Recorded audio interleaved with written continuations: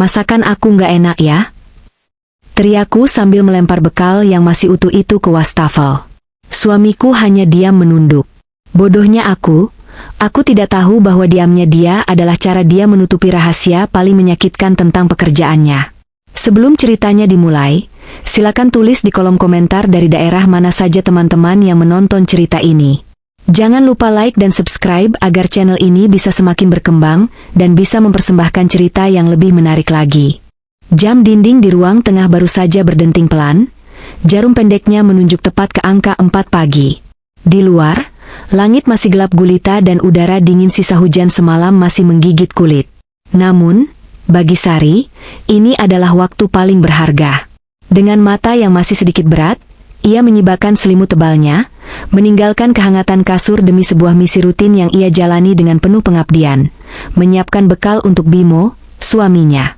Lantai keramik dapur terasa dingin di telapak kaki Sari yang telanjang. Ia mengikat rambut panjangnya ke belakang, lalu mulai mengeluarkan senjata-senjata andalannya dari kulkas. Hari ini ia berencana membuat menu spesial yang sudah lama tidak dimasak, udang balado petai. Bimo pernah bilang, masakan ini adalah satu-satunya hal yang bisa membuat rasa lelahnya hilang seketika. Mengingat senyum Bimo saat menyantap masakannya, semangat Sari langsung terpacu. Suara desis minyak panas yang bertemu bumbu halus segera memenuhi dapur kecil itu, disusul aroma terasi bakar dan cabai merah yang menggugah selera. Sari memasak dengan hati-hati, memastikan tingkat kematangan udang pas, kenyal, manis, dan tidak alot. Pukul 6 pagi, segalanya sudah siap. Nasi putih pulen yang masih mengepulkan uap panas diletakkan rapi di dalam kotak bekal berwarna biru laut. Di atasnya, udang balado merah merona ditata sedemikian rupa, lengkap dengan taburan bawang goreng renyah. Sari menutup kotak itu dengan perasaan puas. Ia membayangkan Bimo membuka kotak ini saat jam istirahat kantor, di tengah tumpukan berkas dan dinginnya AC gedung bertingkat, lalu tersenyum bangga karena memiliki istri yang perhatian. "Mas, bangun yuk. Sudah jam 6, bisik Sari lembut sambil menggoyangkan bahu suaminya. Bimo menggeliat pelan. Wajahnya tampak kusut, seolah tidur semalam suntuk tak cukup untuk membayar kelelahannya. Lingkaran hitam di bawah matanya terlihat makin jelas akhir-akhir ini. "Iya, Dek." "Sebentar lagi," jawab Bimo dengan suara parau. Gerakannya lambat, tidak segesit dulu saat ia baru pertama kali diterima kerja di perusahaan ekspor-impor itu. Sari memaklumi, mungkin beban kerja akhir tahun sedang berat-beratnya. Sari menyiapkan kemeja kerja Bimo yang sudah disetrika licin. Saat Bimo selesai mandi dan berpakaian, Sari menyerahkan tas kerjanya yang kini terasa sedikit lebih berat karena kotak bekal di dalamnya. "Mas, hari ini aku masak udang balado kesukaanmu. Jangan lupa dimakan ya. Awas kalau dibawa pulang lagi," canda Sari sambil merapikan kerah kemeja suaminya. Bimo tertegun sejenak menatap tas kerjanya, ada kilatan aneh di matanya, campuran antara keraguan dan kesedihan yang sulit diartikan. Namun, ekspresi itu hilang secepat kilat, berganti dengan senyum tipis yang dipaksakan. "Iya, makasih ya, sayang. Kamu nggak perlu repot-repot bangun subuh terus. Loh? Nggak repot kok. Hati-hati di jalan ya, Mas." Suara deru motor Bimo perlahan menjauh, menghilang di balik hiruk-pikuk jalanan pagi. Sari kembali masuk rumah dengan perasaan lega. Tugas paginya selesai. Kini tinggal menunggu sang pahlawan keluarga pulang. Waktu seolah berjalan lambat bagi Sari hari itu. Menjelang sore, ia sudah selesai membereskan rumah dan mandi. Ia duduk di sofa ruang tamu, sesekali melirik ke arah jendela, menanti suara pagar dibuka. Tepat pukul 6 sore, suara motor yang dikenalnya terdengar. Sari bergegas membukakan pintu. Bimo muncul dengan wajah yang jauh lebih lelah daripada pagi tadi. Kemejanya tampak lecek, rambutnya sedikit berantakan kena angin. "Assalamualaikum," ucap Bimo lirih sambil melepas sepatu. "Waalaikumsalam. Capek banget ya, Mas? Mau langsung mandi atau minum teh dulu?" tanya Sari antusias sambil mengambil alih tas kerja dari bahu suaminya. Saat tangan Sari menerima tas itu, keningnya berkerut. Tas itu terasa berat. Terlalu berat untuk sebuah tas yang seharusnya isinya sudah berkurang. Jantung Sari berdegup tidak enak. Ia membawa tas itu ke meja makan sementara Bimo berjalan gontai menuju kamar mandi. Dengan tangan gemetar, Sari membuka resleting tas. Di sana, di antara agenda kerja dan dompet, kotak bekal berwarna biru laut itu masih tergeletak pada posisi yang sama. Sari mengangkatnya. Dingin. Tidak ada hawa hangat sisa makanan. Beratnya pun masih sama persis seperti saat ia menyiapkannya tadi pagi. Perlahan, Sari membuka tutup kotak itu. Isinya utuh. Nasi putih itu sudah memadat dan dingin. Udang balado yang tadi pagi terlihat menggugah selera kini, tampak berminyak beku dan menyedihkan. Bawang gorengnya sudah layu. Tidak ada satu sendok pun yang berkurang. Hati Sari mencelos, rasa kecewa ketika menjalar dari ulu hati hingga ke tenggorokan. Rasanya sesak. Ia sudah bangun jam 4 pagi, menahan kantuk, memilah udang terbaik, hanya untuk melihat usahanya kembali dalam keadaan dingin dan tak tersentuh. Sari mendengar langkah kaki Bimo keluar dari kamar. Ia buru-buru menutup kembali kotak bekal itu, namun terlambat. Bimo sudah berdiri di ambang pintu dapur, melihat istrinya mematung di depan bekal yang terbuka. "Mas." Suara Sari terdengar bergetar, menahan tangis. "Kamu nggak makan bekalnya? Ini masih utuh sama sekali." Bimo tampak terkejut, seolah lupa bahwa ia membawa bom waktu di dalam tasnya. Ia menggaruk tengkuknya yang tidak gatal, menghindari tatapan mata Sari yang mulai basah. "Oh, itu maaf ya, Dek. Tadi di kantor hektik banget. Tiba-tiba ada meeting dadakan pas jam makan siang, terus bos pesan catering buat semua staf. Jadi aku harus makan bareng tim buat menghormati bos," jawab Bimo cepat. "Terlalu cepat. Tapi kan bisa dimakan sorenya, Mas? Atau setidaknya dicicipi sedikit?" kejar Sari. Rasa kecewanya mulai bercampur dengan curiga. Alasan itu terdengar masuk akal, tapi entah kenapa, insting istri Sari mengatakan ada sesuatu yang ditutupi. Wajah Bimo tidak menunjukkan wajah orang yang habis makan enak catering kantor. Wajah itu adalah wajah orang yang lapar, tapi menahan diri. "Lupa, Dek. Beneran. Pas sore udah keburu kenyang, terus langsung buru-buru pulang pengen ketemu kamu," elak Bimo lagi, kali ini sambil mencoba memeluk bahu Sari. "Besok aku makan deh. Jangan marah ya." Sari menepis pelan tangan suaminya. Ia menutup kotak bekal itu dengan kasar, menimbulkan bunyi klik yang nyaring di dapur yang sunyi. "Ya sudah. Mandi sana. Bau kamu apek banget, kayak orang yang seharian di jalanan, bukan di ruangan ber-AC." Sari membawa kotak bekal itu ke tempat cuci piring. Di belakangnya, Bimo terdiam kaku. Kalimat terakhir Sari, tentang bau jalanan, sepertinya menohok sesuatu di dalam dirinya. Namun Sari tidak melihat wajah pucat suaminya. Ia sibuk menahan air mata di depan wastafel, membuang udang balado dingin itu ke tempat sampah.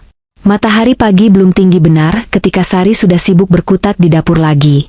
Ini adalah hari ketiga sejak insiden udang balado yang menyakitkan hati itu, dan sejak itu pula, kotak bekal berwarna biru laut tersebut seolah berubah menjadi benda keramat yang membawa kutukan. Namun, Sari adalah tipe wanita yang keras kepala dalam hal mencintai. Ia menolak untuk menyerah begitu saja pada rasa kecewa. Mungkin Bimo memang sedang bosan dengan menu pedas, pikirnya mencoba merasionalisasi situasi. Mungkin perutnya sedang sensitif. Maka hari ini, Sari memutuskan menurunkan level egonya dan memasak menu yang paling aman, paling nyaman di lidah, dan mustahil untuk ditolak, ayam kecap mentega. Aroma manis gurih dari kecap manis yang terkaramelisasi bercampur dengan lelehan mentega memenuhi udara dapur yang sempit. Sari menata potongan ayam itu dengan hati-hati di atas nasi putih hangat. Ia bahkan menambahkan irisan telur dadar gulung dan sedikit tumis buncis sebagai pemanis visual. Kalau ini tidak dimakan juga, berarti memang ada yang salah dengan hubungan ini, gumamnya pelan pada diri sendiri. Ada doa tulus yang ia selipkan saat menekan tutup kotak plastik itu, hingga berbunyi klik. Itu bukan sekadar makanan. Itu adalah harapan sederhana seorang istri agar suaminya tetap sehat di tengah kerasnya pekerjaan. Saat Bimo hendak berangkat kerja, interaksi di antara mereka terasa jauh lebih dingin dan kaku dari biasanya. Bimo tampak menghindari kontak mata. Wajahnya yang dulu selalu terlihat segar dan antusias saat pagi, kini terlihat kusam dan layu, seperti orang yang memikul beban dunia di pundaknya yang mulai membungkuk. "Mas, bekalnya sudah di tas. Jangan lupa dimakan, ujar Sari datar sambil menyodorkan tas kerja kulit sintetis itu. Bimo menerimanya dengan gerakan ragu, seolah tas itu berisi batu bata. Iya, makasih, Dek, jawabnya singkat. Hanya itu. Tidak ada ciuman hangat di kening, tidak ada candaan ringan seperti dulu. Punggung Bimo yang menjauh menuju motornya terlihat rapuh, namun Sari menepis perasaan iba itu. Ia lebih fokus pada nasib ayam kecapnya nanti sore. Jam dinding berdetak menyiksa lambat sepanjang hari itu.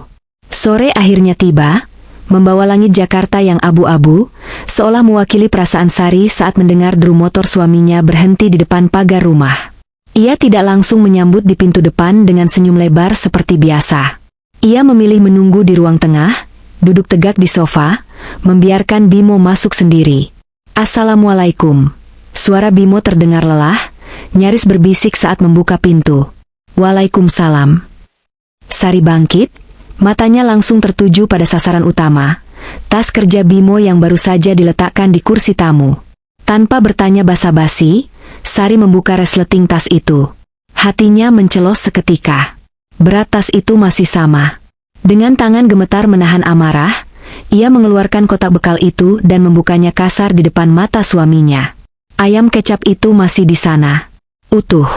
Tak tersentuh. Lemak dari saus mentega dan kecap sudah membeku karena dingin, membentuk lapisan putih menjijikan di permukaan daging. Telur dadar gulungnya pun tak bergeser 1 milimeter pun. Nasi yang tadi pagi pulen kini tampak keras dan kering. Kenapa lagi, Mas? Tanya Sari tanpa menoleh pada wajah suaminya. Suaranya dingin, setajam silet. Bimo yang sedang melepas sepatu tampak tersentak kaget. Ia menelan ludah dengan susah payah. Aku, tadi nggak sempat istirahat sama sekali. Dek, deadline laporan akhir bulan numpuk banget. Aku cuma sempat minum kopi biar melek. Nggak sempat atau nggak mau? Sindir Sari tajam. Ia membanting tutup kotak bekal itu kembali ke atas meja. Tanpa menunggu jawaban yang pasti akan berupa alasan klise lainnya, Sari menyambar ke meja kerja yang baru saja dilepas Bimo dan dilempar sembarangan ke keranjang cucian kotor. Niat awalnya hanya ingin segera merendam pakaian itu agar noda keringat di bagian ketiak dan leher tidak membandel. Sari membawa kemeja biru muda itu ke ruang cuci di belakang. Namun, saat ia mengangkat kain itu mendekati wajahnya untuk memeriksa noda di kerah, gerakan tangannya terhenti mendadak di udara. Hidungnya menangkap sesuatu yang ganjil. Sangat ganjil. Bimo bekerja di lantai 15 sebuah gedung perkantoran elit di kawasan Sudirman. Kantor itu menggunakan sistem AC sentral yang dinginnya menusuk tulang, tertutup kaca tebal kedap udara, dan lantainya beralaskan karpet tebal yang bersih. Seharusnya, aroma yang menempel di baju suaminya setelah seharian bekerja adalah aroma pewangi ruangan sintetik, aroma sisa kopi mesin, atau sisa parfum maskulin yang samar-samar tertinggal. Tapi ini tidak. Aroma ini asing, namun sangat familiar bagi ingatan masa lalu Sari. Sari membenamkan wajahnya lebih dalam ke kerah kemeja itu, menghirup dalam-dalam layaknya anjing pelacak. Baunya tajam, apek, dan menusuk. Ini adalah bau matahari. Bau khas campuran antara debu jalanan yang panas, asap knalpot Metro Mini yang hitam, dan keringat yang mengering karena dijemur terik matahari langsung, bukan keringat karena stres di ruangan ber-AC. Baunya persis seperti baju adiknya yang bekerja sebagai surveyor lapangan, atau bau jaket tukang ojek yang sering ia pesan untuk ke pasar. Tekstur kain di bagian bahu pun terasa kasar oleh debu halus yang menempel, debu jalanan, bukan debu ruangan. Jantung Sari berdegup kencang, memompa darah panas ke kepalanya. Mas. Panggil Sari dari ruang cuci, suaranya bergetar menahan gejolak curiga di dada. Kamu seharian ini benar-benar di kantor, kan? Iyalah, Dek. Di mana lagi? Sahut Bimo dari kamar mandi. Suara gemericik air keran menyamarkan nada gugup yang terselip dalam suaranya. Sari meremas kemeja itu kuat-kuat hingga buku jarinya memutih. Kebohongan itu terasa begitu nyata di tangannya. Bau matahari ini tidak bisa berbohong. Bau ini adalah bukti fisik yang tidak bisa disangkal oleh alasan, rapat, atau deadline. Kalau kamu di kantor, bisik Sari pada dinding ruang cuci yang bisu, air mata mulai menggenang di pelupuk matanya. Kenapa bajumu baunya seperti orang yang menggelandang di pinggir jalan seharian? Kecurigaan itu kini bukan lagi sekadar benih kecil. Ia telah tumbuh liar menjadi pohon berduri yang mencekik akal sehat Sari. Jika Bimo tidak di kantor, lalu di mana dia? Dan kenapa dia harus berbohong soal bekal makan siang? Bayangan wanita lain kembali menghantui benaknya, tapi aroma jalanan yang kotor ini membingungkan logikanya. Apakah Bimo menemui wanita itu di tempat kumuh? Atau mereka pergi jalan-jalan naik motor? Sari menatap pantulan dirinya di cermin wastafel. Wajahnya mengeras, matanya menyiratkan tekad yang menakutkan. Ia tidak akan bertanya lagi pada Bimo. Percuma. Ia akan mencari tahu sendiri kebenaran di balik bau matahari dan bekal yang selalu utuh ini. Pagi itu, sinar matahari menerobos masuk lewat celah ventilasi kamar mandi, namun cahayanya tak cukup kuat untuk menghangatkan hati Sari yang masih diselimuti awan mendung kecurigaan. Di hadapannya, tumpukan pakaian kotor Bimo menggunung di keranjang. Dengan gerakan mekanis yang sudah terlatih, Sari memilah pakaian itu satu persatu. Rutinitas mencuci yang biasanya menjadi momen meditasi menenangkan bagi Sari, hari ini terasa berat dan menyiksa batin, seolah setiap helai kain menyimpan rahasia kelam. Tangannya meraih celana bahan hitam yang dipakai Bimo kemarin. Kebiasaan lama Sari sebelum merendam pakaian adalah memeriksa saku, memastikan tidak ada tisu atau uang receh yang tertinggal. Tangan kanannya merogoh saku depan kanan. Kosong. Ia beralih ke saku kiri. Jarinya menyentuh sesuatu yang ganjil. Gumpalan kertas kecil yang sudah lecek. Sari menariknya keluar. Sebuah struk belanja minimarket. Awalnya, Sari berniat membuangnya ke tempat sampah. Namun, rasa penasaran yang menggelitik sejak insiden, bau matahari, kemarin menahan tangannya. Perlahan, dengan hati-hati agar kertas tipis itu tidak robek, Sari membuka lipatan kusut struk tersebut. Tinta hitam pada kertas termal itu mulai memudar, tapi tulisan di sana masih terbaca jelas. Mata Sari menyipit, memindai informasi layaknya detektif yang menemukan petunjuk vital. Lokasi, minimarket Jalan Pemuda, jalanan pinggiran yang jauh dari kantor Bimo. Waktu, pukul 12.15 WIB, tepat jam makan siang. Item, roti sobek coklat dan air mineral 600 ml, kite, 2. Sari terdiam kaku, nafasnya tercekat di tenggorokan. Otaknya berputar cepat, menyusun kepingan teka-teki yang menyakitkan. Kemarin sore, saat pulang kerja dengan bekal utuh, Bimo bersumpah demi Tuhan bahwa ia makan siang catering kantor karena rapat penting. Ia bilang ia kenyang dan sibuk terkurung di ruangan rapat ber-AC. Lalu, apa arti struk sialan ini? Jika ia benar-benar rapat dan makan catering enak di kantor, untuk apa ia keluyuran ke minimarket pinggiran yang panas di jam makan siang? Dan yang lebih membuat dada Sari sesak, hingga terasa nyeri bukan soal roti sobek itu, melainkan angka kecil di samping item air mineral, 2 botol. 1 botol jelas untuk Bimo. Lalu, untuk siapa botol satunya lagi? Sari tahu betul kebiasaan suaminya. Bimo adalah tipe orang yang hemat, dia selalu membawa tumbler air minum dari rumah untuk menghindari beli minum di luar. Fakta bahwa ia membeli 2 botol air kemasan mematahkan semua alibi yang ia bangun. Kamu bohong lagi, Mas. Desis Sari, suaranya bergetar hebat memantul di dinding kamar mandi yang dingin. Imajinasi liar Sari langsung bekerja tanpa ampun. Ia membayangkan Bimo duduk berdua di bangku depan minimarket atau bersembunyi di dalam mobil, berbagi roti sobek dan minum air mineral dengan seseorang. Seseorang yang membuatnya rela berbohong pada istri sendiri. Seseorang yang membuatnya rela membiarkan masakan istri membusuk di dalam tas. Siapa orang itu? Apakah wanita itu lebih sederhana sehingga Bimo lebih nyaman makan roti murah bersamanya, daripada makan udang balado buatan Sari yang dimasak dengan cinta sejak subuh? Air mata panas mulai merebak di sudut mata Sari, namun ia menahannya sekuat tenaga. Ia meremas truk itu kembali, menyimpannya ke dalam saku daster. Ini adalah barang bukti. Struk kecil yang tak berharga ini, kini menjadi amunisi yang valid untuk membuktikan bahwa firasat seorang istri tidak pernah salah. Bimo tidak hanya berbohong soal bekal. Dia sedang menyembunyikan kehidupan lain di luar sana, lengkap dengan teman makan siang rahasianya. Rasa percaya yang selama ini Sari bangun pondasinya dengan kokoh bertahun-tahun, retak seketika hanya karena secari kertas truk belanja senilai 20.000 perak yang tertinggal di saku celana. Malam itu, atmosfer di dalam kamar tidur mereka terasa begitu mencekam, seolah ada dinding es tebal yang memisahkan ranjang mereka menjadi dua kutub yang berbeda. Sari duduk terpaku di tepi kasur, menatap punggung suaminya yang sedang melepas kemeja kerja dengan gerakan lambat. Bayangan struk belanja minimarket bertuliskan, 2 botol air mineral, yang ia temukan pagi tadi masih menari-nari di pelupuk matanya, membakar hatinya dengan api cemburu yang kian membesar. Namun, Sari menekan egonya dalam-dalam. Ia ingin mencoba, satu kali lagi, untuk meraih hati suaminya yang terasa kian jauh dan asing. "Mas, mau aku buatkan teh manis hangat? Atau mau aku pijit sebentar pundaknya? Kamu kelihatan tegang banget seharian ini," tawar Sari dengan nada yang ia usahakan terdengar lembut. Tangannya terulur gemetar hendak menyentuh bahu suaminya yang tampak kaku. Reaksi Bimo sungguh menyayat hati. Tubuhnya menegang seketika saat ujung jari Sari menyentuh kulitnya. Ia menepis pelan, lalu mundur selangkah menjauh seolah jijik. "Nggak usah, Dek. Tolong, aku capek banget. Kepalaku pusing mau pecah.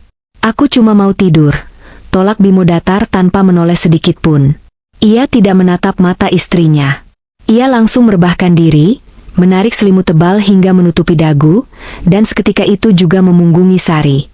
Tangan Sari yang masih menggantung di udara terasa dingin. Penolakan itu terasa lebih menyakitkan daripada tamparan keras di pipi.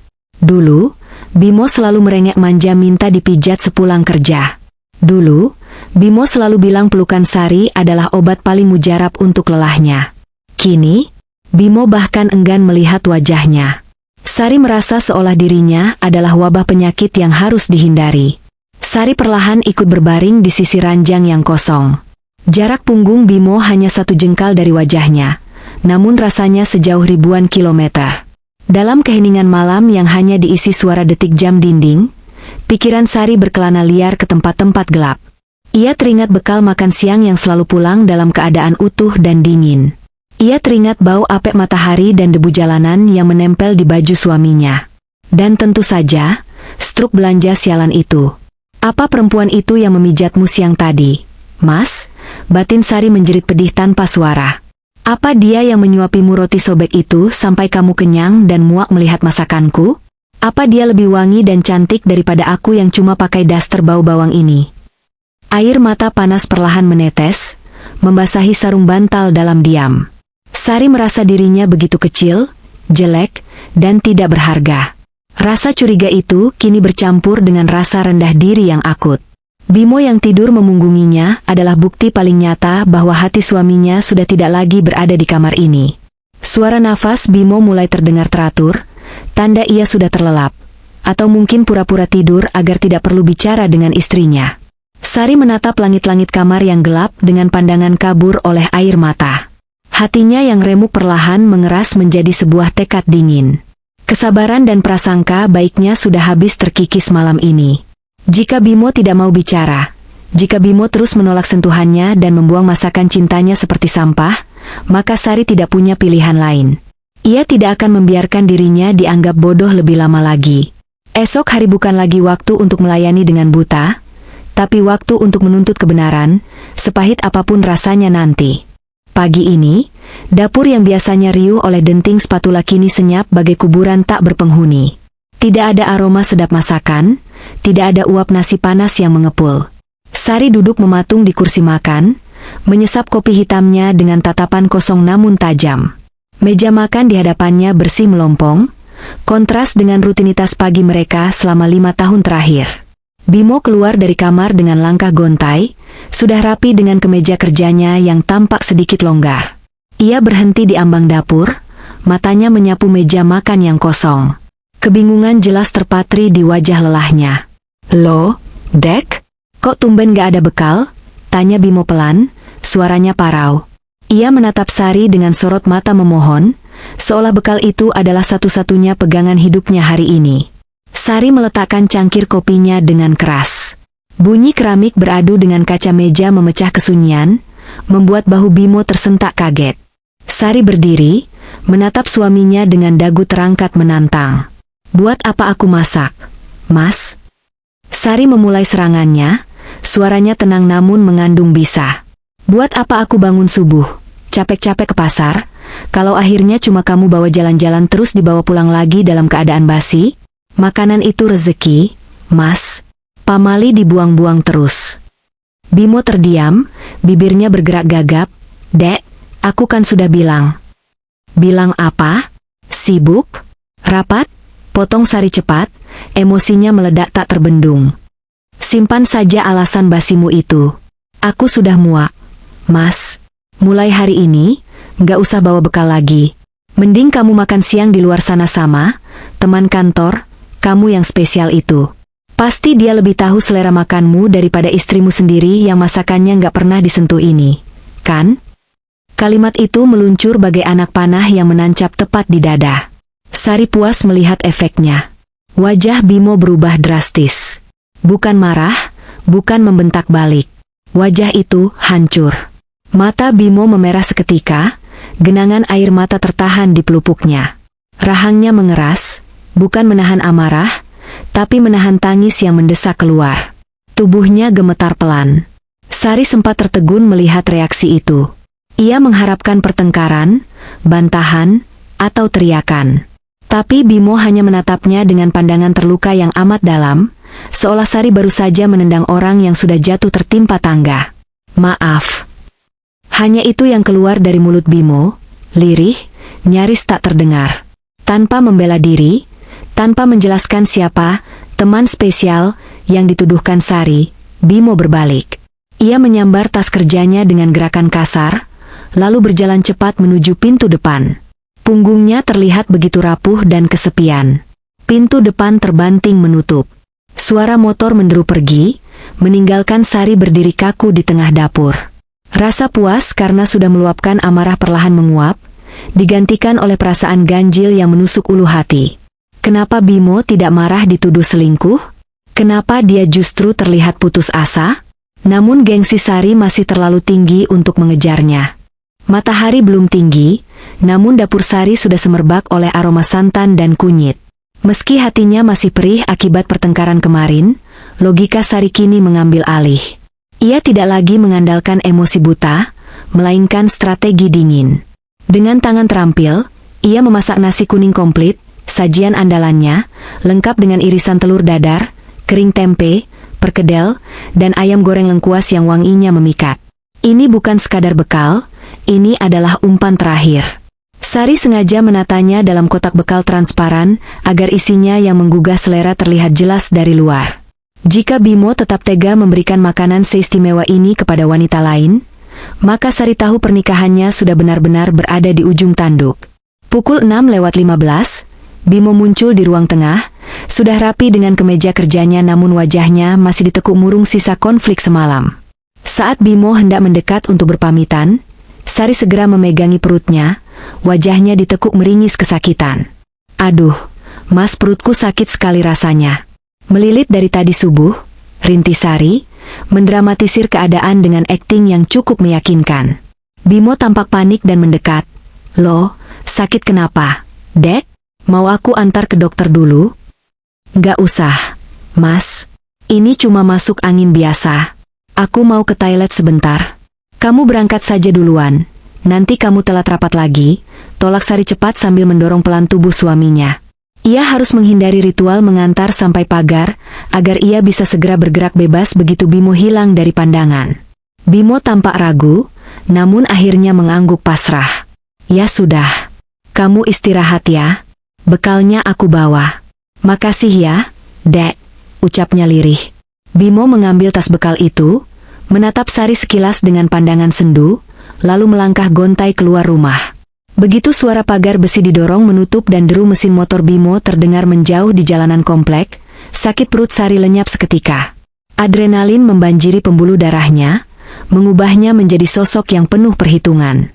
Ia berlari ke kamar, menyambar jaket hoodie berwarna abu-abu gelap, dan sebuah kacamata hitam lebar. Ia tidak boleh dikenali oleh siapapun di jalan nanti. Dengan tangan gemetar namun cekatan, Sari membuka aplikasi ojek online di ponselnya. Ia mengatur titik penjemputan di warung kelontong ujung gang, bukan di depan rumah, agar tidak mencolok perhatian tetangga yang mungkin sedang menyapu halaman. Dalam hitungan menit, Sari sudah berdiri di ujung gang, nafasnya memburu menahan ketegangan. Driver ojek berjaket hijau tiba tepat waktu. Tanpa basa-basi, Sari langsung naik ke boncengan dan memakai helmnya rapat-rapat. "Pak, kita jalan ke arah jalan raya utama sekarang. Nanti kalau lihat motor metik hitam plat B4520, tolong ikuti dari jarak aman ya. Jangan sampai ketahuan," perintah Sari tegas dengan suara yang sedikit bergetar. "Siap, Bu. Kita buntuti pelan-pelan," jawab si driver sigap. Sari tidak menjawab lagi. Matanya tajam menatap jalanan beraspal di depan. Tekadnya sudah bulat sekeras baja. Hari ini, ia akan membuka paksa kotak Pandora itu. Ia harus tahu kemana suaminya pergi sebenarnya. Ia harus tahu siapa yang menikmati nasi kuning buatannya. Sari siap menghadapi kenyataan terpahit sekalipun, asalkan ia tidak lagi hidup dalam kebohongan yang menyiksa batin. Misi pengintaian dimulai. Angin pagi yang kencang menampar wajah Sari di balik kaca helm yang sedikit terbuka, namun dinginnya udara pagi tak mampu mendinginkan panas yang membakar dadanya. Jalanan Jakarta pagi itu padat merayap, tampak seperti sungai besi dan karet yang mengalir lambat. Sari mencengkeram jaket pengemudi ojek di depannya dengan kepalan tangan yang memutih saking kuatnya.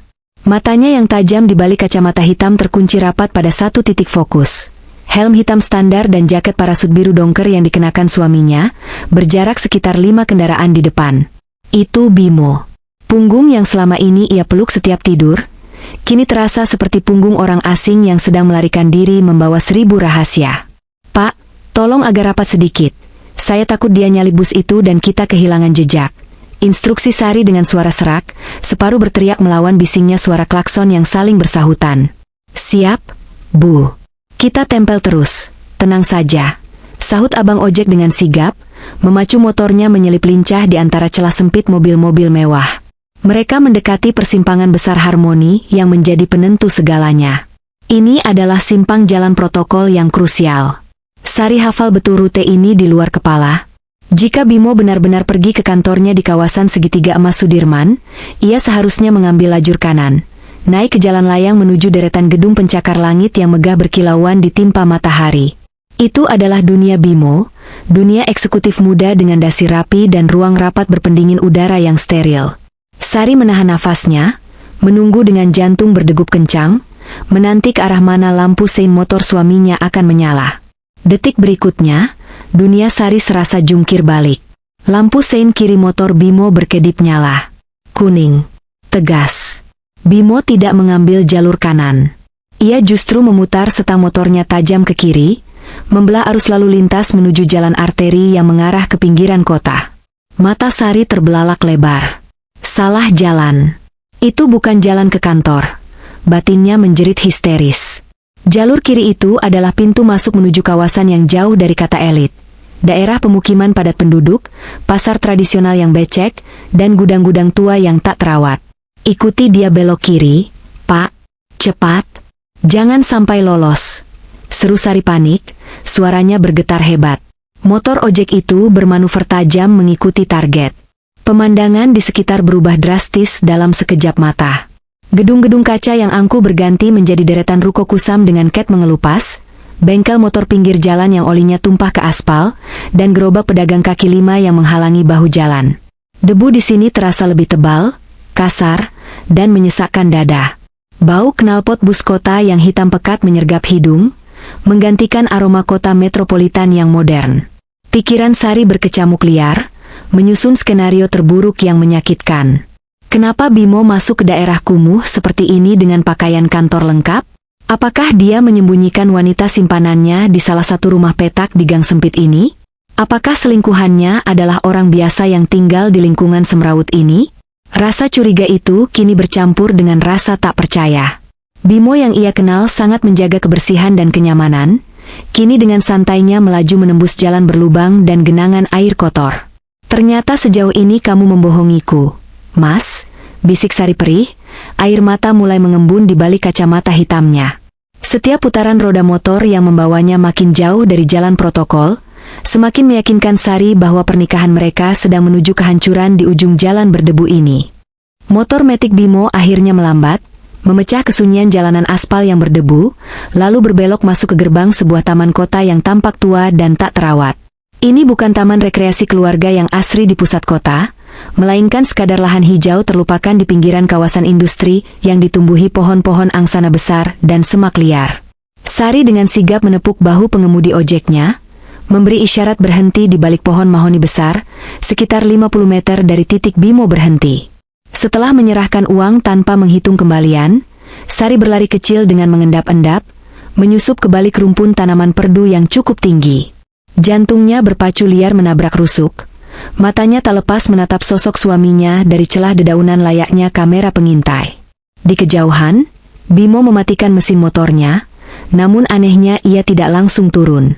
Ia duduk mematung di atas jok, kedua tangannya mencengkeram stang motor dengan lemah, kepalanya tertunduk dalam seolah lehernya tak lagi kuat menopang beban pikiran yang bersarang di kepala. Dari kejauhan, bahu Bimo terlihat merosot drastis. Sari mengernyitkan dahi di balik persembunyiannya. Di mana kegagahan suaminya yang biasa ia lihat saat berangkat kerja? Sosok di depan sana sama sekali tidak terlihat seperti orang yang sedang bersemangat menemui kekasih gelap. Ia lebih mirip orang yang baru saja kehilangan segalanya dan tidak tahu arah pulang. Dengan gerakan lambat yang menyayat hati, Bimo akhirnya turun dan menyeret langkahnya menuju sebuah bangku taman panjang yang cat hijaunya sudah mengelupas parah, menampakkan besi berkarat di bawahnya. Ia duduk menghempaskan punggungnya, menatap kosong ke arah langit yang tertutup kanopi daun. Di sana, di tengah kesunyian taman yang hanya diisi suara gesekan daun kering tertiup angin, Bimo mulai melepas atribut kebanggaannya satu persatu. Dasi garis-garis yang tadi pagi Sari pasangkan dengan rapi, kini ditarik kasar hingga longgar seolah benda itu mencekik nafasnya. Kancing kemeja teratas dibuka paksa agar ia bisa bernafas lega. Jas kantornya yang mahal dilepas dan diletakkan begitu saja di atas bangku yang kotor berdebu. Ia tampak tidak peduli lagi pada penampilan necis yang biasanya ia agung-agungkan. Sari menahan nafas, matanya memindai sekeliling taman dengan panik dan waspada. Mana perempuannya? Batin Sari bertanya-tanya dengan gelisah. Kenapa dia sendirian di tempat sepi, panas, dan kumuh begini? Tidak ada tanda-tanda kehadiran orang lain. Tidak ada mobil wanita idaman lain yang terparkir. Hanya ada Bimo dan kesendiriannya yang pekat. Rasa curiga Sari yang semula tajam setajam silet kini mulai tumpul, berganti dengan rasa bingung yang mencekam. Bimo terlihat begitu asing, begitu rapuh, dan sangat menderita di bawah bayangan pohon itu. Ketegangan kembali memuncak saat Sari melihat tangan Bimo bergerak membuka tas kerjanya. Insting Sari berteriak, ini dia? Dia pasti mau mengambil hadiah untuk selingkuhannya atau menelepon seseorang untuk datang. Sari memicingkan mata, siap merekam bukti pengkhianatan itu. Namun, realita kembali menampar logikanya. Bimo tidak mengeluarkan kado ataupun ponsel pintar. Tangan suaminya yang gemetar justru mengeluarkan botol air minum Tupperware butut dari rumah. Bimo menenggak air itu dengan rakus, jakunnya bergerak cepat naik turun, seolah ia kehausan setengah mati setelah berjalan jauh. Setelah dahaganya reda, ia kembali menunduk, membenamkan wajah di kedua telapak tangannya, dia membeku membiarkan waktu berlalu sia-sia. Matahari siang mulai meninggi tepat di atas kepala, membakar kulit Sari yang bersembunyi di balik rimbunnya tanaman perdu setinggi dada orang dewasa. Keringat dingin mengalir deras di pelipisnya, bercampur dengan debu taman yang berterbangan, namun rasa gatal dan panas yang menyengat kulit itu diabaikannya total. Seluruh panca indera Sari kini terkunci rapat pada satu titik fokus di bangku taman yang berjarak 20 meter di depannya, Bimo. Tiba-tiba, suara langkah kaki terdengar meremas dedaunan kering di kejauhan. Krek, krek, krek. Irama langkah itu terdengar pelan, seret, namun mendekat pasti ke arah bangku suaminya. Jantung Sari seakan berhenti berdetak sesaat, lalu kembali memacu dengan ritme gila yang menyakitkan rusuk, seolah ingin meledak keluar dari rongga dadanya. Dari arah sisi kiri jalan, setapak yang agak gelap tertutup bayangan pohon beringin tua, perlahan muncul sesosok bayangan manusia. Nafas Sari tercekat di tenggorokan, tangannya mencengkeram ranting pohon hingga patah. Akhirnya, desis batinnya penuh dendam yang membara. Akhirnya siluman perusak itu menampakkan wujud aslinya. Sari memicingkan mata di balik lensa kacamata hitamnya, berusaha keras menembus silau cahaya matahari yang menyilaukan untuk melihat siapa gerangan orang ketiga yang telah tega merampas kebahagiaan rumah tangganya. Posisi Sari yang agak menyamping dan terhalang batang pohon besar, membuatnya belum bisa melihat wajah pendatang itu dengan jelas. Namun ia bisa melihat reaksi Bimo dengan sangat gamblang. Dan reaksi itulah yang seketika menghancurkan hati Sari berkeping-keping menjadi debu. Bimo, yang sejak tadi duduk membungkuk lesu layaknya orang yang memikul beban berat seluruh dunia di pundaknya, tiba-tiba menegakkan punggungnya saat menyadari sosok itu mendekat. Wajahnya yang semula suram, kusut, dan penuh duka lara, seketika berubah drastis 180 derajat. Ada seulas senyum tulus yang perlahan merekah di bibirnya, sebuah senyum hangat dan ramah yang sudah berbulan-bulan lamanya hilang dari pandangan Sari di rumah. Bimo bahkan buru-buru menggeser duduknya sedikit ke tepi bangku, lalu menepuk-nepuk ruang kosong di sebelahnya, sebuah gestur mengundang yang terlihat begitu akrab, dekat, dan penuh penerimaan. Sari merasa dadanya seperti ditikam ribuan jarum panas secara bersamaan. Jadi begitu ya, Mas? Kamu bisa tersenyum semanis itu pada orang lain di taman kumuh ini, tapi di rumah kamu cuma bisa memberiku wajah tembok, bentakan halus, dan punggung dingin saat tidur. Cemburu buta kini membakar habis sisa-sisa akal sehat dan logikanya. Momen penentuan yang paling ditakuti Sari pun tiba. Bimo kembali merogoh tas kerjanya dengan gerakan yang terlihat antusias dan bersemangat. Kali ini, yang ia keluarkan bukanlah dokumen kerja atau dompet, melainkan benda keramat yang menjadi sumber konflik hebat mereka pagi ini, kotak bekal transparan berisi nasi kuning komplit. Sinar matahari memantul pada tutup plastik bening kotak itu, memperlihatkan dengan jelas betapa cantiknya tatanan lauk pauk yang Sari siapkan dengan penuh cinta, keringat, dan air mata sejak subuh tadi. Warna kuning kunyit nasi tumpeng mini itu bersinar mengejek. Potongan ayam goreng yang digeprek lengkuas terlihat menggugah selera, perkedel kentang yang bulat sempurna, hingga irisan telur dadar tipis, semuanya terlihat jelas, menggoda siapa saja yang melihatnya. Itu adalah mahakarya cintanya hari ini, simbol pengabdian seorang istri yang ingin suaminya sehat. Tanpa keraguan sedikitpun, Bimo menyodorkan kotak bekal istimewa itu kepada sosok yang baru datang tersebut. Tangan Bimo terulur penuh kasih, menyerahkan hasil jerih payah istrinya kepada orang lain tanpa rasa bersalah. Sari melihat bibir Bimo bergerak mengucapkan sesuatu, terlihat seperti bujukan lembut atau tawaran manis yang akrab. Sosok itu kemudian mengulurkan tangan dan menerima kotak bekal tersebut. Terjadi serah terima yang begitu menyakitkan di mata Sari. Makanan yang ia masak khusus dengan doa agar suaminya kuat bekerja, kini berpindah tangan untuk dinikmati oleh orang asing yang menjadi duri dalam daging pernikahannya. Darah Sari mendidih sampai ke ubun-ubun.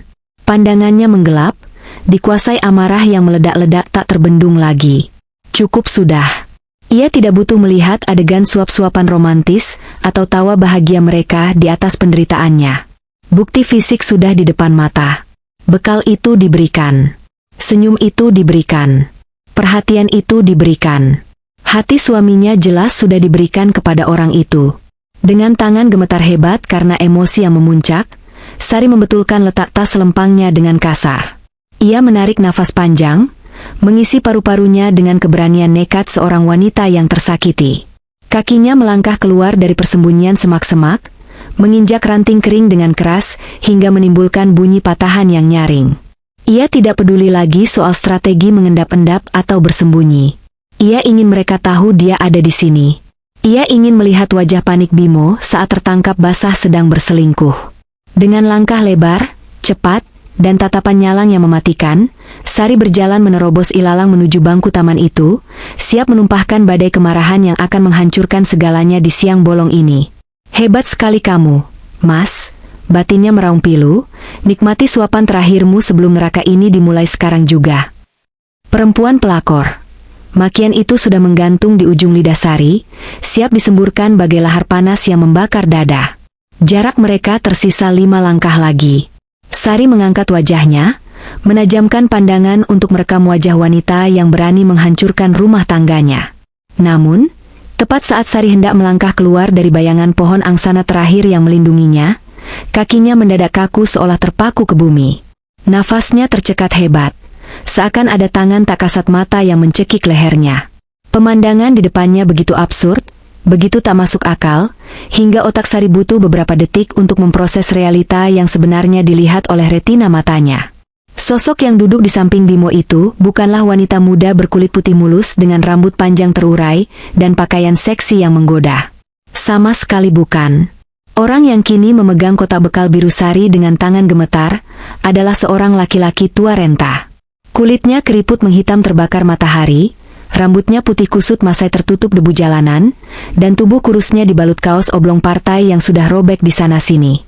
Di kakinya yang pecah-pecah, tidak ada sepatu hak tinggi, hanya sepasang sandal jepit putus yang disambung peniti.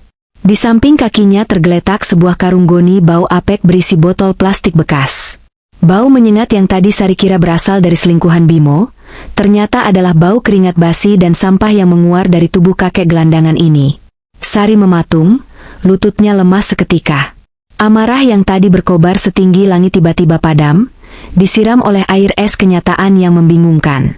Ia bersembunyi kembali di balik batang pohon besar, menajamkan telinganya yang berdengung. Makanlah, kek. Habiskan saja semuanya. Suara Bimo terdengar lembut, namun ada getaran kesedihan yang pekat di sana. Tangan Bimo dengan telaten membuka tutup bekal nasi kuning itu, lalu menyodorkan sendok plastik kepada si kakek. Si kakek menatap nasi kuning itu dengan mata berbinar-binar, air liurnya nyaris menetes. Tangan keriputnya yang kotor menerima kotak itu dengan ragu. Den Bimo ndak makan? Ini lauknya banyak sekali, Den. Ayamnya besar, telurnya tebal. Sayang kalau saya habiskan semua. Den Bimo makan separuh ya? Suara kakek itu serak dan lemah. Bimo menggeleng pelan, senyum pahit rukir di wajahnya yang tampak semakin tua. Ia mengambil botol air minumnya, meneguknya sedikit, lalu menatap kosong ke arah jalanan berdebu. Saya nggak lapar, kek. Tenggorokan saya rasanya sakit kalau dipaksa menelan nasi, jawab Bimo lirih. Namun di tengah kesunyian taman itu, Sari bisa mendengarnya dengan sangat jelas. Tadi pagi saya datang ke kantor di daerah Cawang, wawancara kerja yang ketiga kalinya bulan ini. Tapi barusan saya dapat email, saya ditolak lagi, kek. Mereka cari yang di bawah 30 tahun. Sari menutup mulutnya dengan kedua tangan, menahan pekikan yang nyaris lolos. Matanya membelalak ngeri. Wawancara kerja? Ditolak? Bukankah Bimo punya pekerjaan tetap? Loh, bukannya Den Bimo kerja kantoran? Tiap hari rapi begini, tanya si kakek polos sambil mulai menyuap nasi kuning itu dengan lahap. Bimo menghela nafas panjang, bahunya terguncang pelan. Itu dia masalahnya, kek. Saya sudah di PHK sebulan yang lalu. Kantor lama bangkrut, pengurangan karyawan besar-besaran. Tapi saya nggak punya nyali buat cerita ke istri saya. Istri saya begitu bangga sama saya. Tiap pagi dia bangun subuh, masakin bekal enak kayak gini buat saya. Gimana caranya saya bilang kalau suaminya sekarang cuma pengangguran yang luntang-lantung di taman? Suara Bimo pecah di akhir kalimat. Ia menunduk dalam-dalam, menyembunyikan wajahnya di telapak tangan. Makanya tiap hari saya kasih bekal ini ke kakek. Saya nggak tega buang masakan istri saya, tapi saya juga nggak sanggup memakannya di saat saya merasa gagal jadi kepala keluarga. Rasanya kayak nelan duri, kek. Saya malu. Langit seakan runtuh menimpa kepala Sari saat itu juga. Dunianya berputar hebat. Air mata yang tadi ia siapkan untuk drama perselingkuhan, kini tumpah ruah sebagai air mata penyesalan yang membakar pipi. Bukan wanita lain. Tidak pernah ada wanita lain. Yang ada hanyalah ego laki-laki yang terluka, rasa tanggung jawab yang menghimpit, dan cinta yang begitu besar hingga ia rela kelaparan dan berbohong demi menjaga senyum istrinya. Tuduhan keji Sari, kata-kata pedasnya tentang wanita spesial, semua itu kini berbalik menghantam dadanya sendiri dengan kekuatan penuh. Bimo tidak sedang bersenang-senang. Suaminya sedang hancur lebur sendirian, dan Sari justru menambah lukanya dengan kecurigaan buta. Angin siang yang berhembus panas membawa debu kering, menerbangkan kantong plastik bekas yang ditinggalkan si kakek di sisi bangku taman. Sosok renta itu perlahan menghilang di balik tikungan jalan setapak, membawa serta kotak bekal yang menjadi saksi bisu tragedi rumah tangga ini. Sepeninggal kakek itu, atmosfer di sekitar bangku taman berubah menjadi sangat berat dan mencekam. Bimo masih duduk mematung, tatapannya kosong menembus aspal yang retak, seolah masa depannya ikut hancur di sana. Perlahan namun pasti, pertahanan diri yang dibangun Bimo selama sebulan ini runtuh seketika. Bahunya yang lebar mulai berguncang hebat. Ia menunduk, menyembunyikan wajahnya di antara kedua telapak tangan, sementara jari-jarinya menjambak rambutnya sendiri dengan frustrasi. Suara isak tangis yang tertahan, suara tangis seorang laki-laki yang putus asa, terdengar menyayat hati, lolos dari sela-sela giginya yang gemeretak. Ia memukul-mukul pelipisnya sendiri, menghukum dirinya atas ketidakberdayaan yang ia rasakan sebagai kepala keluarga. Di balik rimbunnya tanaman perdu, Sari tidak sanggup lagi menahan diri. Rasa bersalah menghantam dadanya lebih keras daripada palu godam, menghancurkan egonya hingga tak bersisa. Tuduhan keji tentang perselingkuhan, bau parfum wanita lain, dan skenario romansa liar yang ia bangun di kepalanya, semuanya meledak menjadi debu penyesalan. Dengan kaki yang terasa berat seperti jeli, Sari memaksakan diri melangkah keluar dari persembunyiannya. Ranting kering patah terinjak kakinya, menimbulkan bunyi krak yang nyaring di tengah keheningan itu. "Mas!" panggil Sari, suaranya pecah, serak oleh air mata yang membanjiri pipinya. Tubuh Bimo tersentak hebat seakan tersengat aliran listrik tegangan tinggi. Ia mendongak cepat. Wajahnya basah kuyup, matanya merah bengkak, dan mulutnya ternganga kaget. Saat melihat Sari berdiri di sana dengan wajah sembab dan tatapan hancur, darah di wajah Bimo surut seketika, membuatnya pucat pasi seperti mayat hidup. Ketakutan terbesar dalam hidupnya terjadi saat ini juga. Topengnya terbuka, dan harga dirinya telanjang di depan wanita yang paling ingin ia lindungi. "Sari, kamu ngapain di sini?" gagap Bimo panik. Ia buru-buru mengusap wajahnya kasar dengan lengan kemeja, mencoba menegakkan punggung, refleks ingin kembali terlihat kuat. Mas cuma lagi istirahat sebentar kok sebelum balik kantor." "Mas enggak." "Cukup, Mas. Cukup. Jangan bohong lagi," jerit Sari sambil berlari kecil dan menjatuhkan dirinya berlutut di depan kaki suaminya. Ia memeluk paha Bimo erat-erat, menenggelamkan wajahnya di celana bahan yang sudah lusuh dan berdebu itu. "Aku dengar semuanya, Mas. Aku lihat semuanya dari tadi. Kenapa kamu bohong? Kenapa kamu biarkan aku jadi istri durhaka yang menuduhmu selingkuh? Padahal kamu menderita sendirian di sini." Pertahanan Bimo hancur lebur. Ia tidak bisa lagi berakting. Tenaganya hilang. Tubuhnya lemas hingga ia merosot dari duduknya, ikut bersimpuh di tanah berdebu sejajar dengan istrinya. Tangannya yang gemetar meraih wajah Sari, mengusap air mata istrinya dengan ibu jari yang kasar. "Maafkan Mas, Dek," bisik Bimo, air matanya kembali menetes jatuh ke pipi Sari. "Mas malu. Mas gagal jadi suami kamu. Mas nggak berguna." "Enggak, Mas. Kamu nggak gagal," isak Sari menggeleng kuat, menggenggam tangan suaminya. Bimo menarik nafas panjang yang terdengar menyakitkan, seolah ada pisau yang mengiris paru-parunya. "Sebulan lalu, Dek. Hari Selasa itu Mas pulang cepat bukan karena sakit, tapi karena Mas baru saja diusir satpam kantor. Perusahaan bangkrut karena pemiliknya kabur. Mas di PHK hari itu juga tanpa pesangon yang layak. Mas bingung harus bilang apa sama kamu. Malam itu kamu kelihatan bahagia banget cerita soal rencana beli gorden baru. Mas nggak tega hancurin senyum kamu. Mas takut kamu kecewa punya suami pengangguran." Sari mendengarkan dengan hati teriris. Jadi selama ini, saat Sari tidur nyenyak, Bimo terjaga memikirkan nasib mereka. "Tiap pagi Mas pura-pura berangkat kerja," lanjut Bimo dengan suara bergetar hebat. "Padahal Mas keliling Jakarta panas-panasan naik motor. Masuk keluar gedung tinggi, titip lamaran, ditolak lagi, diusir lagi karena umur Mas dibilang ketuaan. Bau matahari dan apek yang kamu cium di baju Mas kemarin, itu bau keringat Mas antre job fair di lapangan terbuka seharian. Dek, bukan bau selingkuhan.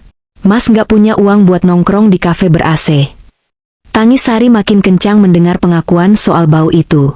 Betapa bodoh dan kejamnya dia selama ini. "Terus bekalnya? Kenapa nggak dimakan, Mas?" tanya Sari lirih di sela isakannya. "Mas nggak bisa nelan, Dek," jawab Bimo jujur, matanya menatap nanar ke arah kakek tadi pergi. "Tiap kali Mas buka bekal itu dan lihat udang balado atau ayam kecap enak buatan kamu, leher Mas tercekat. Mas merasa berdosa. Mas merasa seperti parasit yang cuma bisa ngabisin uang belanja, tanpa bisa kasih nafkah. Mas mual karena stres mikirin tagihan bulan depan, Dek." Makanya Mas kasih ke kakek itu. Mas pikir, setidaknya kalau dia yang makan, masakan kamu jadi berkah dan pahala, bukan jadi sampah muntahan di perut Mas yang gak tahu diri ini. Penjelasan itu membuat Sari merasa dirinya adalah wanita paling kejam di dunia. Ia memeluk leher suaminya erat-erat, menumpahkan segala penyesalan di bahu Bimo yang kini terasa begitu kurus. Di tengah taman kota yang gersang, di bawah terik matahari siang yang menyengat, dua manusia itu menangis bersama dalam pelukan, meluruhkan segala rahasia, gengsi, dan kebohongan yang selama sebulan ini menjadi tembok pemisah di antara mereka. Tidak ada lagi sandiwara, hanya ada kenyataan pahit yang kini harus mereka telan dan hadapi bersama-sama. Langit di atas taman kota perlahan mulai berubah warna, dari biru terik menyengat menjadi semburat jingga kemerahan yang hangat. Angin sore yang berhembus menggoyangkan daun-daun angsana, menciptakan suara gemerisik yang seolah ikut mengaminkan perdamaian yang baru saja terjadi di bangku tua itu. Sari mengambil tisu dari tas lempangnya, lalu dengan lembut menyeka sisa air mata dan debu jalanan yang menempel di wajah suaminya. Tidak ada lagi tatapan jijik atau curiga di mata Sari, yang ada hanya telaga kasih sayang yang begitu dalam, siap menampung segala keluh kesah pria di hadapannya. Mas, panggil Sari pelan, memecah keheningan panjang di antara mereka. Ia merapikan kerah kemeja Bimo yang kusut, mengancingkan kembali kancing teratas yang sempat dibuka paksa. Kita pulang ya? Langit sudah mau gelap. Gak enak kalau dilihat orang kita nangis-nangisan di taman kayak ABG putus cinta. Bimo tertawa kecil, tawa yang terdengar sumbang dan serak. Namun setidaknya itu adalah tawa jujur pertamanya dalam sebulan terakhir. Ia menatap Sari dengan pandangan ragu, seolah masih tidak percaya bahwa badai besar itu sudah berlalu tanpa menghancurkan rumah tangganya. Dek, tapi, Mas pulang sebagai pengangguran. Mas nggak bawa uang belanja bulan depan. Tabungan kita mungkin cuma cukup buat napas 2 bulan lagi. Kamu beneran nggak malu punya suami yang gagal kayak Mas? Sari menghela nafas panjang, lalu menangkup kedua pipi Bimo dengan tangannya yang hangat. Ditatapnya manik mata suaminya lekat-lekat. Dengerin aku baik-baik, Mas Bimo. Aku nikah sama kamu bukan karena kamu manajer, bukan karena kamu punya dasi necis, atau karena kamu bisa beliin aku skincare mahal. Aku nikah sama kamu karena kamu Bimo, imamku. Laki-laki paling bertanggung jawab yang aku kenal. Sari memberi jeda sejenak, menelan ludah untuk menahan getaran di suaranya.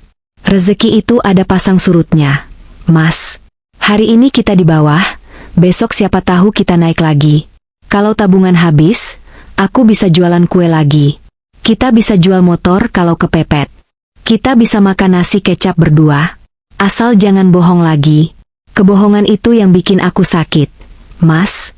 Bukan kemiskinan. Kalimat itu bagaikan air sejuk yang menyiram bara api di dada Bimo. Beban ribuan ton yang selama sebulan ini menekan punggungnya seolah diangkat begitu saja. Ia mengangguk mantap, lalu bangkit berdiri sambil menarik tangan istrinya. Iya, Dek. Mas janji. Mulai detik ini, gak ada rahasia lagi. Mas akan cari kerja apa saja, jadi ojek online pun Mas siap, asal halal buat kamu. Mereka berjalan beriringan menuju parkiran motor. Langkah kaki mereka terdengar berirama di atas paving blok yang retak. Bimo mengambil helm Sari, memakaikannya dengan hati-hati, lalu mengunci tali pengamannya sampai terdengar bunyi klik. Bunyi sederhana yang dulu terdengar biasa saja, kini terdengar seperti janji perlindungan yang diperbarui. Saat motor metik itu mulai membelah jalanan Jakarta yang macet di jam pulang kantor, sensasinya terasa berbeda. Sari tidak lagi duduk dengan punggung tegak menjaga jarak. Ia memeluk pinggang suaminya erat-erat, menempelkan pipinya di punggung Bimo yang lebar. Ia bisa merasakan detak jantung suaminya yang perlahan kembali normal. Di balik kemudi, Bimo tersenyum di balik kaca helmnya. Pelukan erat istrinya memberinya kekuatan magis. Ia sadar, ia mungkin kehilangan pekerjaan, kehilangan status, dan kehilangan rasa percaya dirinya, tapi ia tidak kehilangan hal yang paling berharga di dunia ini, dukungan istrinya. Perjalanan pulang dari kantor kali ini terasa lebih ringan, meski mereka sedang menuju masa depan yang penuh ketidakpastian. Sesampainya di rumah kontrakan tipe 36 mereka, suasana terasa berbeda. Rumah yang tadi pagi terasa dingin dan penuh ketegangan, kini terasa hangat meski lampunya belum dinyalakan. Bimo memarkir motor, melepas sepatu kerjanya yang alasnya sudah mulai tipis, dan meletakkannya di rak. Ia menatap sekeliling ruang tamu kecil itu dengan rasa syukur yang membuncah. Ia masih punya rumah untuk pulang. "Mas, kamu lapar banget kan? Tadi bekalnya udah dikasih kakek semua," tanya Sari sambil membuka kulkas yang isinya mulai menipis. "Iya, Dek. Lapar banget. Rasanya kayak belum makan setahun," jawab Bimo jujur sambil memegangi perutnya yang keroncongan. Stres yang hilang membuat rasa laparnya datang menyerbu dengan ganas. Sari terkekeh. "Ya sudah. Karena bahan masakan spesial udah habis buat bekal tadi, malam ini menu kita back to basic ya. Mie rebus pakai telur dan cabai rawit. Gimana?" Mata Bimo berbinar. "Itu menu paling enak sedunia, Dek." Malam itu, di bawah terangnya lampu ruang tengah yang sederhana, sepasang suami istri itu duduk bersila di lantai, menghadapi panci kecil berisi mie instan kuah yang masih mengepulkan uap panas. Aroma bumbu penyedap yang gurih memenuhi ruangan, mengalahkan aroma restoran mewah manapun. Tidak ada udang balado, tidak ada nasi tumpeng kuning, tidak ada daging ayam. Hanya mie instan murah meriah. Namun, saat Bimo menyuap mie itu, ia merasakan kenikmatan yang luar biasa. Tenggorokannya tidak lagi tercekat. Ia bisa menelan makanan itu dengan lancar, karena tidak ada lagi kebohongan yang menyangkut di kerongkongannya. "Enak, Mas?" tanya Sari sambil meniup kuah panas di sendoknya. "Enak banget, Dek," jawab Bimo tulus, lalu menatap istrinya lekat. "Makasih ya, sudah maafin Mas. Makasih sudah mau nemenin Mas mulai dari nol lagi." Sari tersenyum, menyandarkan kepalanya di bahu Bimo. "Bukan dari nol, Mas. Kita mulai dari pengalaman. Besok kita susun lagi rencana hidup kita. Sekarang, habisin dulu mienya sebelum lembek." Di luar, gerimis mulai turun membasahi bumi. Namun di dalam rumah mungil itu, kehangatan cinta dan kejujuran telah kembali menyala, menjadi pelita yang akan menuntun mereka melewati badai kehidupan selanjutnya. Kisah kotak bekal yang selalu utuh itu berakhir sudah. Digantikan dengan kisah perjuangan dua manusia yang berjanji untuk saling menguatkan, dalam kenyang maupun lapar, dalam jujur dan terbuka.